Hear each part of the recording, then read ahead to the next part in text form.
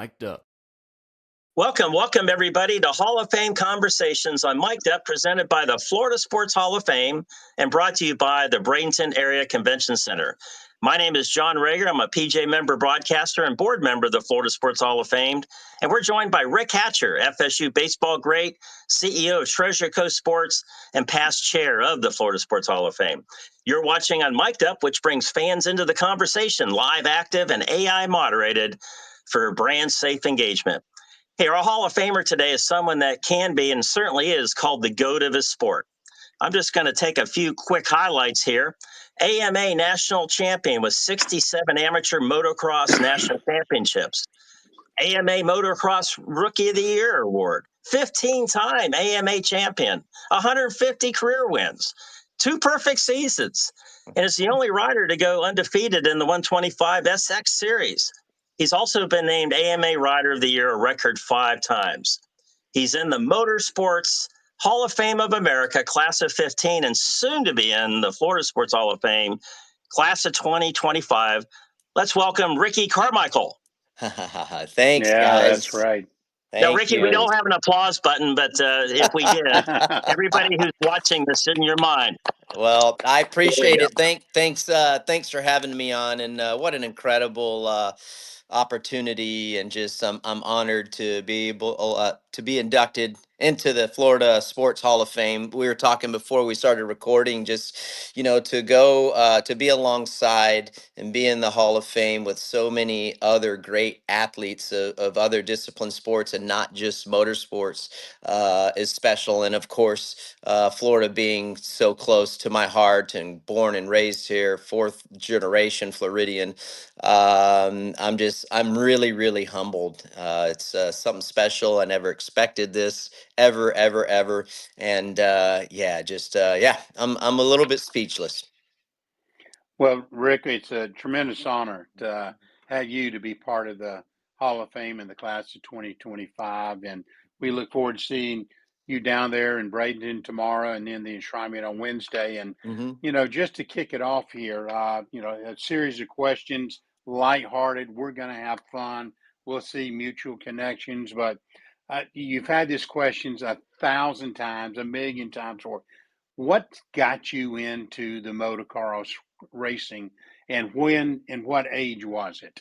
Yeah, so that was a great question. So the people who don't know, it was 1985. I was 5 years old. Yeah, there And you go. yeah, Date us real quick. Yeah, that's right. Yeah. I'm there you go. 1985, a long time ago. I was 5 years old, and my dad. It was on Valentine's Day, 1985, and he Wow. says, "Hey, would you like a motorcycle?" Because my cousins were racing at the time, just locally. And he saw the fun that they were having, and he thought maybe I would like to do it. So, he asked a little 5-year-old kid, "Do you want a motorcycle?" I mean, what kid is going to tell Yeah, you right, no? right. What kid is going to tell you no? So that was back in Tarpon Springs. Yep, again, Valentine's Day in 1985. We went down, got a motorcycle at Cycle Springs Yamaha, and there in Tarpon Springs. And to make a long story short, that's Yeah, when the it rest is started. history. Yeah, Yeah, that's great. I mean, and you look all the accolades that you have in the awards and everything else, and through this, and if there is one defining special moment of your career, other than going into the Hall of Fame with the Florida Sports, hint, hint, yeah, what would that be? Well, I think first and foremost, it would probably be when I was able to win a championship at the premier level, the pinnacle of the sport, back in 2001. I'd worked so hard to get there. The first couple years in the in the premier class were a bit rocky, and there were some doubts there. But I just stuck to my roots and what got me to where I had gotten to. and ended up overcoming those first couple years, and yeah, to win a championship at the premier level, at the pinnacle of the sport. I mean, that to me, I mean, I had a lot of defining moments, but to win at the elite level, whether it's like it'd be like winning the World Series or winning the Super Bowl, that's what it was like. So yeah, to win it that first time, and as you know, anytime you do anything for the first time, it really seems to have something very special to it, and that was it for me. Hey, Great. Ricky, for our Yeah. viewers out there, they probably might need a quick primer on your sport because I think it's Yeah. relatively new in the world of sports. And hmm can you tell us, what is motocross and how did that come about? Yeah. So, motocross is a very young sport, especially compared to traditional sports, stick and ball. I would say it's been alive for 50, 55 years, or been growing in popularity for 50, 55 years. It came from Europe and kind of migrated over to the United States, and became very, very popular over here in the mid 70s, and then just started to grow. So there's two disciplines, or have been two disciplines. Now they're culminated into one with the Super Motocross World Championship here in the U.S. But motocross racing is basically like, imagine you have a track that's an average of 2 miles long, and a lap time is maybe 2 minutes per se, and it's natural terrain, rolling hills, almost like trail riding, if you Yeah. will. And then after several years of motocross racing, then they got into what is now called Supercross, which is inside of like football stadiums, NFL domes. That where it's everything is condensed. It's inside of those stadiums like that, where the track is very, very small, maybe 50 to 55-second laps. The show is much more condensed, and a little bit easier to comprehend. You can see it's right there in front of you, and it basically, in a layman's word, it would be called a stadium cross, if you will. Right. So over time, over the last 45 years, it's just become really, really popular, especially with the younger generation, for sure. And then, with everything streaming now, and how popular streaming is, I mean, as far as the demographics goes, it really, Super Motocross World Championship really lends itself to that generation and that demographic, I should say. So it's just been growing with popularity. And then you think about 20 years ago, if you guys remember, when ESPN would have X Games on there, and how Yeah. popular Right. X Right. Games got. That really helped dirt bike racing Mm-hmm. as a whole as well, kind of took it to the next level. So it's been a wild ride, still a very young sport, overall speaking, when you talk about traditional sports, like you say. But it's on the upward rise, that's for sure. Hey, Ricky, one of the things I noticed about your career, hmm uh, different than some sports today, like, and I'll give you a golf analogy. You have 16-year-old golfers today yeah that could actually play in PJ Tour events and yeah even made the cut. uh-huh To the point that you've got young people in college right now; they're ready for the PJ Tour. yeah Their first year of college. I mean, that's how good they are. But at the same time, I noticed your particular sport. It does take a lot of progression, and I know I watched your progression through it. It mhm. seems like it's very difficult just to come in at a young age and dominate the sport. There's a lot of experience involved, isn't there? Yeah, it is. It is. It's much different, and the financial commitment is pretty heavy, as you can imagine. I mean, to operate a motorcycle, run a motorcycle, what that entails, the financial commitment there Yeah. is pretty substantial compared to buying a set of cleats or a set of golf clubs, or just having a uniform to play football. It's different. So the sacrifices, that certainly a lot of parents make, mine included. I was very, very fortunate, and we didn't grow up with a lot. I didn't grow up with a lot. So I was able to see the financial commitment and the sacrifices that my family made. And honestly, I just didn't want to. I didn't want to let them down. So it's tough. I think that's one of the challenges for dirt bikers or young motocross racers wanting to come up is just are the parents willing to sacrifice their time and their money to get their kids to maybe someday be what I am or be on that professional stage. It's challenging. There's a lot less athletes doing that, a lot less participants than there is in traditional sports, but still the commitment is pretty high. And Yeah. so I think that's what makes it so tough as well. And it's just, it's hard. It's hard to just go out and ride. You can't just go play golf. You can't just go swing a bat and go to the ball field and stuff like that. So it's challenging. It's challenging, but there are avenues, there are ways. And I will tell you, if anything, and I tell a lot of people this, is if I didn't become who I was, racing dirt bikes kept me out of a lot of trouble as a young kid because your body, in a sense of a way, is your motor outside of the Yeah. motorcycle that you're sitting on. So it kept me out of trouble, and it was I'm very thankful for the life that it's given me and the opportunities that I've gotten. I've gotten incredible opportunities. Been on got to do a lot of appearances for things that I never thought that I would be at. Hey, Ricky, one of the things about your sport also is the fact, like golf, every golf course is different. Even Mm-hmm. though you might play some of the same golf courses every time, but they're all different. That's the Mm-hmm. unique thing about golf. But other sports like baseball and football and soccer, the Mm-hmm. field, hockey, everything's the same Mm-hmm. dimensions, the same thing. Yeah. But your sport, would it be true to say that every track is different?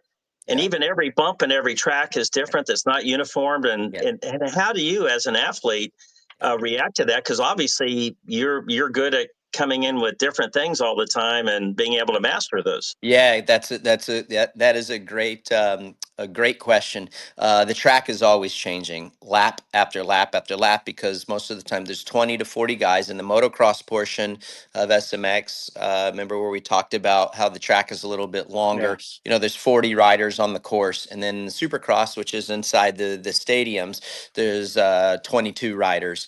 So each rider that goes through there churns up the dirt a little bit more. The line changes a little bit more every single lap. Now you kind of know, and you got a gauge of what it's like and how it's changing based on how it was the previous lap.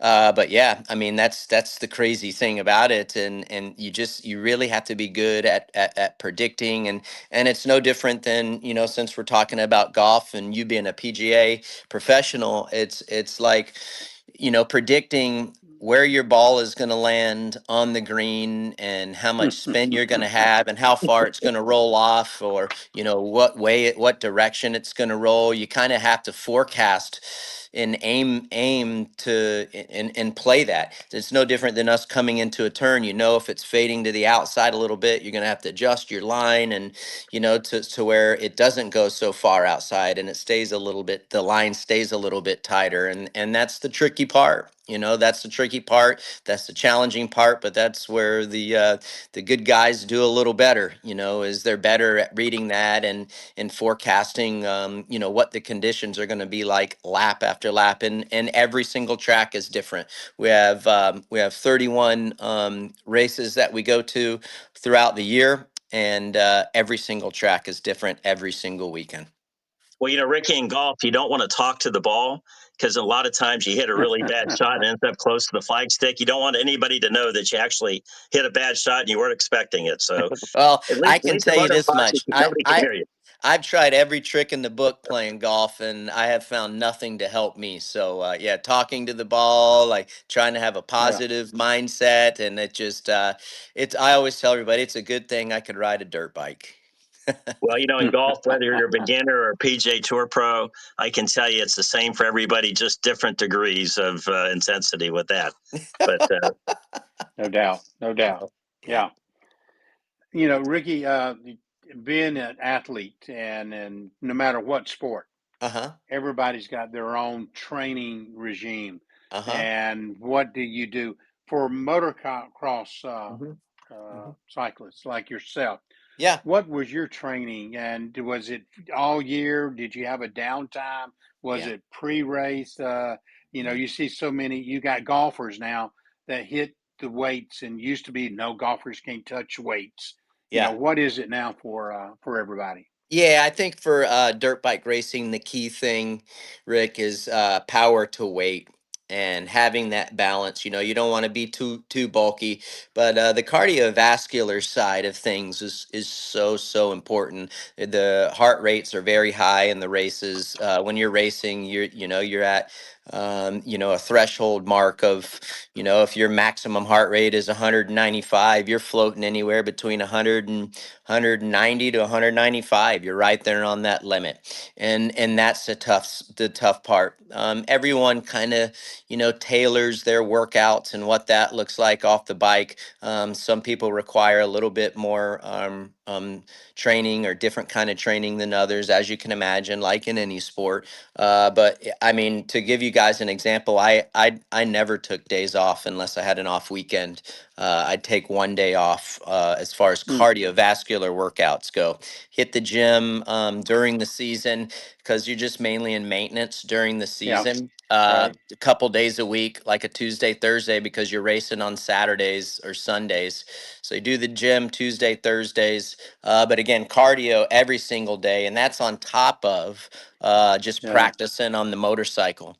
So really, we try to take 2 or 3 weeks off after the season. And that's really about it, because after that, those 3 weeks are up, the Japanese are coming over and they have new parts and pieces that you're testing performance parts. They'll come over to California. That's where most of the private facilities are, well, back in my day, Honda, Kawasaki, Yamaha, all those manufacturers, they had their own test facilities in California. So the Japanese would come over there, bring all their new parts and pieces and bikes, and you'd run through the gamut on that, trying to make your bike perform better for the following season coming up. And yeah, you don't have a lot of time off, and I think it kind of goes. It's an oversight a bit, but how much we're on the bike during the week, and I feel like that's why the longevity of the sport yeah, isn't quite as much as it would be in traditional sports. Pretty tough on your body, and risk of injury is fairly high. It's a dangerous sport, yeah, so right. yeah, you're on the bike a lot, a lot. And it's almost like a travel ball these days. You know how these kids have regular Yeah. season and their travel ball, and then you can only burn the flame out. You can only Hmm. burn that flame for so long. So the burnout factor is pretty high, and then again, the risk of getting injured is, Yeah. is pretty high. So, but nevertheless, it's a great sport. Every sport can be dangerous in its own way. But yeah, you spend a lot of time on the motorcycle, and it's a pretty strenuous sport. So Well, you're telling me there's no senior tour for motocross then, right? No, For the old days. no, absolutely not. Now there are some amateur vet races that they do that are a lot of fun, but no senior tours. It would be it's a great idea, but the problem is, in that idea has been floated around, but the challenging part is to do it right, Mm, and really you have to do it right to keep yourself safe, because the yeah, speeds are right. so fast. These motorcycles are so fast these days that the motor skills don't work as good as they do at 70, compared to when you're like 19 or 20 years old. So to do it For any right, sport, it's that way. Yeah. That's it. yeah, to do it right. To do it right, it's too hard physically, but it would be cool. That's for sure. The fans would absolutely love it. Yeah. Hey, Ricky, Ricky, what kind of, what's that green thing on your hat there? Tell us about that. yeah, Yeah. So in our sport, and a lot of sports, sponsors are key in a lot of the success that you have and the support that you have. So Monster Energy has been a huge supporter of myself since 2005, 2006. I've been partners with Monster. When I retired from racing dirt bikes, I got an opportunity to race in the NASCAR Truck Series. I did that for 2.5 years, and then their feeder series, the Camping World East series, Yes. like the regional series. I did that. Monster funded all that and was big supporters of my progression through there. I raced a couple Xfinity races as well, and yeah, just great partners that I've been able to keep along the way that I'm now brand ambassadors for. And outside of my job with NBC is being an analyst for Super Motocross. So it's been fun to be able to keep these partners and them support me, almost 20 years after I retired from racing. Well, Ricky, that's pretty unusual because what I've seen is I've seen NASCAR drivers also be Indy drivers, and Yep. actually try to do the NASCAR race and the Indy 500 on the Yeah. same day, that kind of stuff. Hmm. The transition doesn't seem as great, but yet it is. It's like when Michael Jordan tried to play baseball. Yeah. He's the greatest basketball player in my mind of all time, but Oh yeah. it's no matter how, and he's a great athlete, but no matter how good you are, it's hard to transition from one sport to another. Not everybody can be like Bo Jackson, who could play baseball and football and Yeah. just about anything And do else. everything and do That's everything else. Yeah. that's And you right. actually transition from a sport with two wheels to four wheels, Yeah. from something that's bumpy as heck to Yeah. hopefully fairly smooth out there on the racetrack. How did you make that transition, and why did you make that transition? Yeah, that was it was just by happenstance, really. My management company that was managing me at the time had some connections in the four-wheel world, and at the time, Casey Kane, who Yeah. was a very popular driver in the early 2000s, was a fan of mine, and he asked if I would like to drive a race car sometime, and he lined up a test. With me in a late model car via Ray Evernham's race shop. And we went up to Charlotte. This had been 2005 and had a great time. I really loved it. And it was like I got that same competitive feel when I was in the car, but I was much safer being strapped in. That was so much better having a roll cage around you. And one thing led to another. And I got a couple offers from a few NASCAR race teams within the sport, and Monster was along for the ride, and I was going to be in a development program, and that's really kind of how it took its course. Started driving for Mark Martin's little race team there in New Smyrna, and then went over to Ginn Racing, and then Turner Motorsports. I drove for Kevin Harvick for a year, which was a awesome Yeah. opportunity. Not only do I have I learned a lot from him, but we formed a great relationship, and just basically networking. That's how it started. Is Casey Kane was a fan. He asked if I wanted to drive a car sometime. I'm like, heck yeah! And one thing led to another. And yeah, it was an awesome experience. It was short lived. I wish I could have kept going. Is like as soon as I started to figure it out, like aerodynamics and what that looked like, then the sponsorship kind of dried up a bit. But it was an excellent opportunity. I met a bunch of great people, and I always liked NASCAR because it wasn't something that I was supposed to do. Like Yeah. in racing, because I was very successful at a young age, winning and performing well was always expected of me. And in NASCAR, this wasn't something that was expected of me. So I almost had more of a passion and a will and a want to do better in that than I did in dirt bike racing. Hey, Ricky, I had a question for you on this. I know with the field that I'm in with golf, and Rick with Yep. baseball, we're very active. Even though we've been out of the sport actively as competitors for years, Mhm. we're still trying to get the young people involved with our sport. Keep Uh-huh. keep it growing. And that's one of the things the Florida Sports Hall of Fame Yeah. stresses, that we want our enshrinees out there to be able to be a role model for youth, but also to for their actions and the way they live their lives, to Uh-huh. encourage youth to get involved with the very sport that has brought them fame and celebrity. What are the youth initiatives for the sport that you were in? Oh well, there's there's facilities all throughout Florida. that you can go ride at that basically have tailored tracks. When the Supercross series ends up coming through your local town, there's all kinds of like dealers that get behind the movement and offer like dealer signings where riders, professionals will go to the local dealers to do autographs. And I always say this about dirt bike racing as far as how personal and intimate it is compared to traditional sports. Is it's one of the only sports that you can get up close and personal with the with the athletes. There's autograph sessions at these races. The fan fests are incredible. They have learn to ride programs at these fan fests where, whether it's Kawasaki has an initiative or their little electric bike that they're promoting. They let younger kids get on there and they have a little closed course set up. They do that. Honda's done that in the past. Not sure if you've seen these little Stasic motorcycles like 2-year-olds can get on them. They're Yeah. little electric balance bikes. They're absolutely incredible. So those Yeah. are some of the initiatives to get those younger kids, to 4, 5, 6 years old on motorcycles, having fun, and then hopefully they'll stay within the sport and move on up the ranks. No different than other sports. Rick, quick question here is, as where you are with your career and no longer actively racing, but still a strong part of it. What Uh-huh. kind of advice do you have for any up and coming riders that's Yeah. in the sport?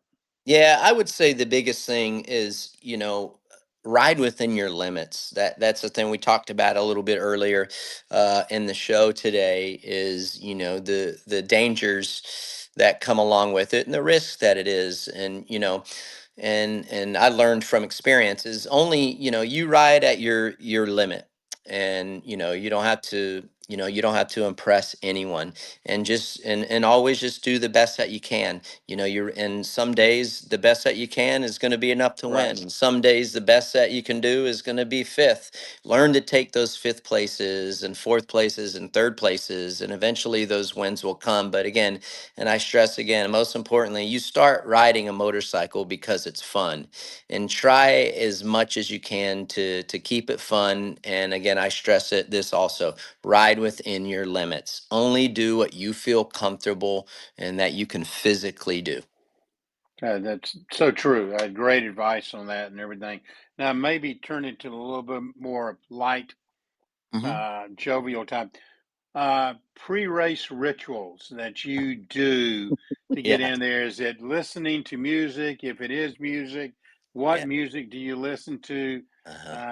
Just to change it up here a little bit. Yeah, that's good stuff. I mean, so as far as rituals go, I mean, I I was mean, all more of a athletes have rituals, yeah, and you come yeah. in there, so Yeah, I mean, I was a guy like the night before eating the same foods, consistent yeah, foods. As far as rituals go, or superstitions, I should say. Luckily, I yeah, didn't have yeah, too many because when you do it as long as I did, and you hit the deck a couple times and what you thought was the only color riding gear that you could wear because it was special and never let you down, you're like, well, that ritual's gone or that superstition's gone. But yeah, rituals, eating the same food, in the mornings or the night before, it was kind of my rituals. And just, you know what? Also, as far as before races, like during the week, I always felt like I had a certain amount of laps that I needed to do, or a certain amount of days of during the week that I needed to ride to give me, if I got those certain amount of laps in or days in during the week, it gave me the mental confidence going into mhm, that weekend's race, knowing that I had prepared the best that I could prepare. And that was kind of a ritual for me. yeah. That's great, great. What Uh, about music? Do you yeah. hear so much and you Hmm. see so much with the X Games and the Hmm. kids with the AirPods in, and Yeah. and I know it's for an individual sport like that, it means a lot.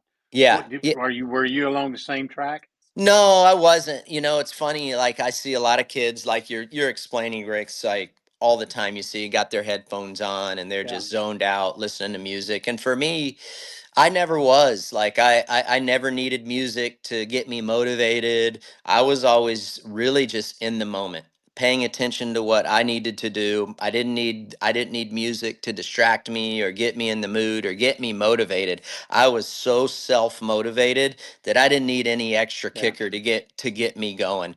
And I felt like, like for me personally, if I would have put headphones on, it would kind of take me out of that moment. Mm. It would almost distract me in a way where I needed that focus, and I needed to be right there and paying attention to what I was doing in real time. Yeah, I like that kind of advice. It's old school. I think too much is, yeah, again, too much has been outside the boundary to Yeah. focus on what you're doing at hand. I mean, it's Mhm. almost like PGA players. I can't see them listening to music, and I see them potentially on the range. Maybe might have something. John, I mean, do PGA guys do the same thing?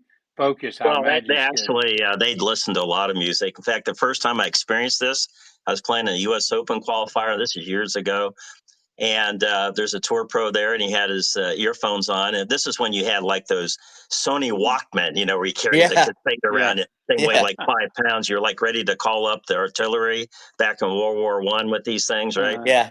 So he's sitting there, and I'm thinking, I'm just a rookie out there. I have no idea what he's listening to. Because I'm thinking maybe I should be listening to something what he's listening to. Is it a sports psychologist? Is it a inspirational tape? Is Jim Neighbors singing the Green Beret song? What is it? What's he listening to? So I asked him, and he said, I'm listening to the Beatles live from Berlin, 1965. I'm like, okay, now I know what they're listening to. hmm So, Yeah. Yeah. Right. I but think if even golf now, live golf. I mean, they play music all the time at Yeah. live golf. Have Right. you ever been to a Right. live golf yeah, tournament? it's like a Yeah, show, it's like a hmm yeah. show for the promoters for sure. I think a lot of the guys, as far as music go, I mean, I love all genres of music. I really do, and it depends on what kind of a mood I'm in. Um, I will tell you, if I was the guy that was going to be listening to music before I'd race, it would be more of a soothing radio, because the adrenaline, for me, if I had too much adrenaline going into a race, I would Yeah. almost like override or try to overperform. So I would need more of a calming music going into a race. As wild as that seems, Mm. it just, like, I guess in golf, it would be, if you get too amped up, you just want to swing for the fences, whereas having a smooth swing and not trying to swing out of your feet would probably be best, as far as long term goes. And that's how I was for racing. Like, I didn't like to go in there and listen to like hard rock and things of that. And again, I didn't listen to any of stuff, but if I had to have, it would have been more of a soothing, low key genre of music. Well, definitely in golf, we tried not to swing for the fences because Yeah. we Yeah. want the ball to stay in the ballpark. Hey, there's some college football teams out there right now. They need to play some massage music or something when they run out of the tunnel, because by the time they get so amped up, some of these pregame things, like the Sandman at Virginia Tech and stuff, I don't see how the players could even play after all that hype. How you gonna, all of a sudden the dust settles and you're all worn out from the entrance. And I agree with you. Too much adrenaline. Yeah, you do overplay, you overtry, and it's just you got to find that zone, don't you? Yeah, I mean, but like, everybody marches to a different beat, and that's the one thing that I think that I've learned, as I've gotten older, is, like, what works for me doesn't work for other people. And as I've mentored certain riders coming up, after my time, I used to try to teach them what I thought was right and what worked for me. But then I started to realize, like, hey, what worked for me doesn't necessarily work for this guy. And so, some people's mental capacity is different. The mental side of things works completely different, and some certain things make riders click, and other things don't. So that's the one thing that I've learned. It's been interesting, is to see just what makes other certain things fire other people's mental side than others. It's crazy, man. It's Hey, nuts. speaking of the word click, this is interesting. I was just thinking that the sound Yeah. of your sport. I know Hmm. in golf there's a certain sound when you hit a golf ball. There's a certain sound that everything makes. Even people walking down a cart path with cleats. It's Yeah. got a certain sound.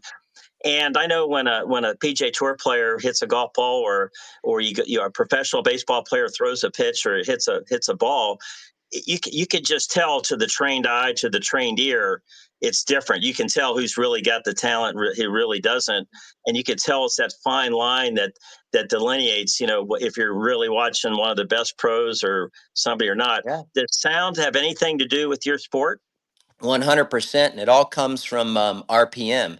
There's certain Mm-hmm. riders, when you look at them and you watch them, and in what you're talking about, when you hear, most importantly, talking about hearing, you're like, oh, this guy, it's not going to be a good lap. He's going to be off the pace. Whereas a guy that's making a lot more noise, he's using a lot more body English, moving around on the bike more.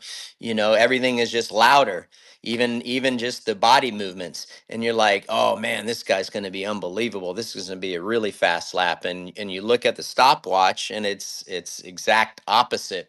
So there's some efficiency there too, as lower RPM, riding the bike in the perfect amount of the power curve of where it's making the most horsepower per RPM, and versus not. Sometimes the loudest motorcycle isn't always the fastest Right. motorcycle. Right. So absolutely, noise is something for sure. And I'll tell you.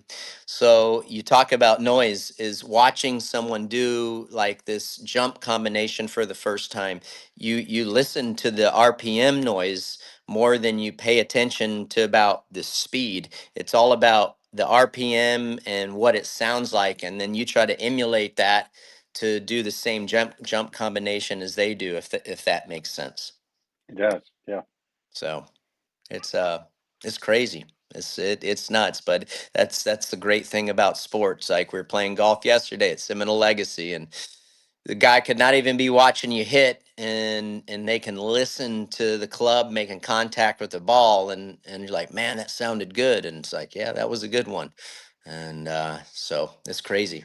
As long as they don't tell you that sounded like a big chunk. Yeah. Oh yeah, I definitely had a couple of those yesterday. That's for sure. Yeah, that's for sure.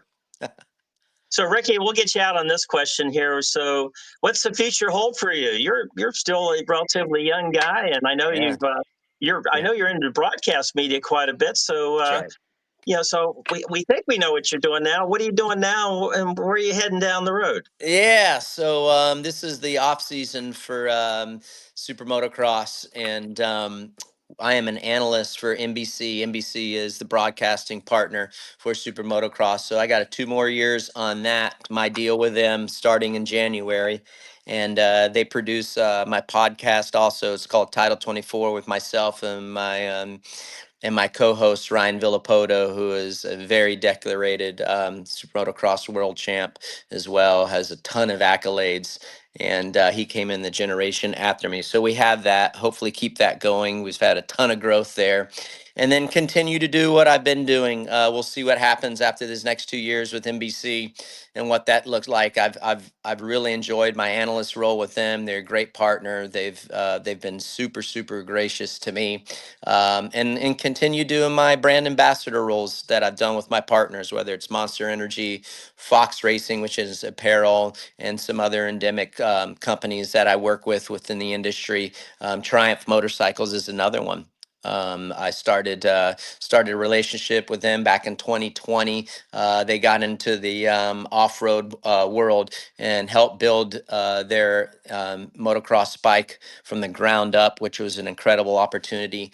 So I got several more years with them, working with them, just kind of advising them on their race program side of things, and just keeping myself active. I'll be 46 here, and on Thanksgiving. My birthday's on Thanksgiving this year, so just try to keep the plate spinning, keep my mind occupied, and give back to a sport that has given me an incredible life, fantastic opportunities that I never thought that I would ever have, and yeah, just give back to the sport that has given me everything. Well, that's fantastic. Well, thank you very much. Yes. For being on our Hall of Fame conversations. And hey, we're looking forward to seeing you at the upcoming enshrinement. That's right. The class of 2025 Florida Sports Hall of Fame down at the Bradenton Area Convention Center. So again, thank you for being on our Mike Depp Hall of Fame conversations. You bet, boys. Thanks a ton for having me on. Again, thank you to the Florida Sports Hall of Fame for considering me and enshrining me. I am so happy. It's an honor again to not be a traditional sports guy and to be able to go into the Florida Sports Hall of Fame is definitely an honor. Along some great inductees this year, it's a great class, and I'm excited for it, and can't wait to see everybody Wednesday, Yeah. or starting tomorrow, I should say. Right. All Right. righty. So with Yes. Great. that, everybody, you've been listening to Hall of Fame Conversations on Mic'd Up. Mic'd Up brings fans into the conversation, live, interactive, and AI moderated for brand safe engagement. My name is, I can't believe I can't remember my name, but my name is John Reger. I'm your PJ member host, and joined by Rick Hatcher, FSU baseball great, CEO, Treasurer Coast Sports, and past chair of the Florida Sports Hall of Fame. And again, thank you to Ricky Carmichael, the GOAT of motocross. Until next time, take care, everyone.